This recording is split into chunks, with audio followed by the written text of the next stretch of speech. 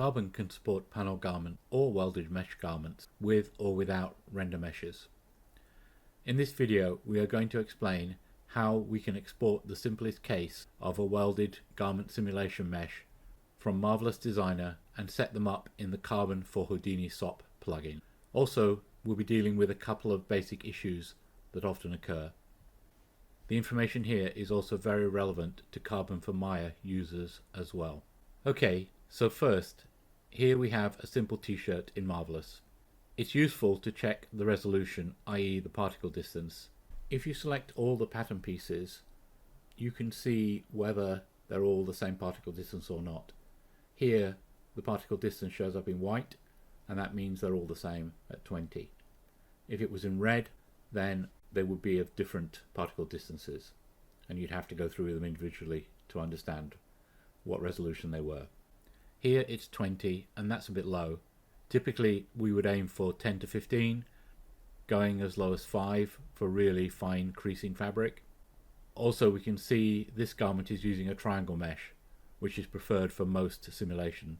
So to export this t-shirt as a welded sim mesh, we just go export OBJ, give it a name, and then select all patterns, single object, welded, thin. And we prefer a scale in centimeters, then click OK. It will save as a zip and you can extract the OBJ.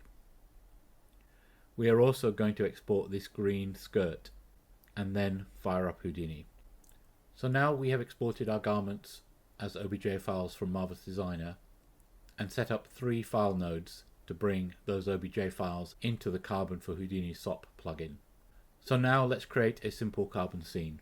For each of the garments we need to add a carbon cloth node, and for the avatar we need a carbon collider node. Also, we recommend you use carbon material nodes, so let's add one as well. Okay, so the final node we need to complete the setup is a carbon simulation node, and now we have all the basic components for a carbon scene. Next, let's take a closer look at our garment meshes and see if we have any issues to deal with before we run the sim.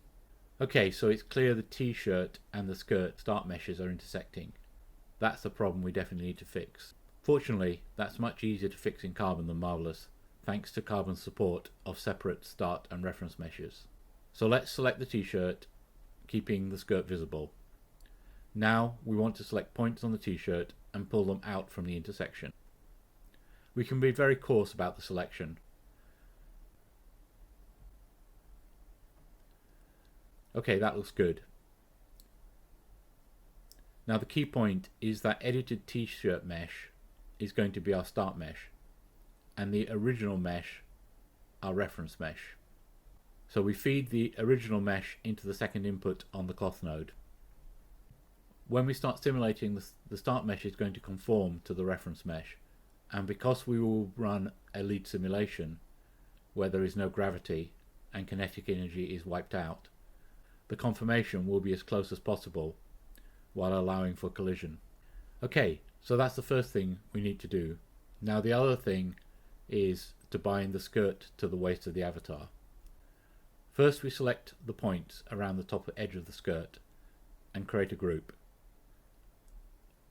and insert that group node before the related carbon cloth.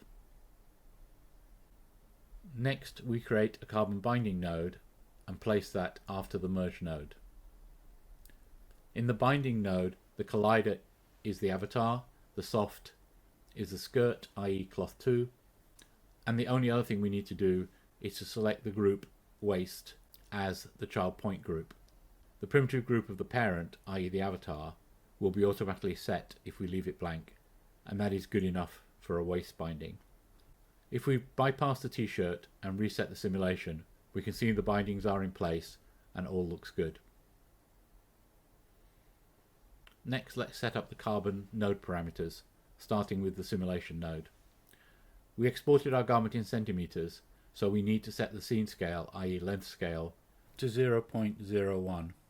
The skirt is quite high res, as the particle distance was only 5 at the front and 10 at the back, and so we will need quite a few iterations to converge this. Let's set the iterations to 20, and also to help with collision, the subdivisions to 20 as well. Now the confirmation of the t-shirt start mesh is handled by the lead simulation setting up here. We have pulled the mesh out quite far, and so let's give it a 2-second simulation time, and we also want to tick the stasis mode. Okay, next let's set up the material node. If we have a material already saved, we could reload it, but here we will just set up some basic parameters. Remember, we are in centimeters, so thickness of 1 millimeter, i.e. 0.1, is good. Density is 250 grams per meter squared. A bit much for a t-shirt, but okay for a skirt. So we'll just leave that. Of course, we could just create a second material node and use one each for the garments. Finally, let's set the stretch stiffness to 100. Now let's go into each cloth and link it to the material.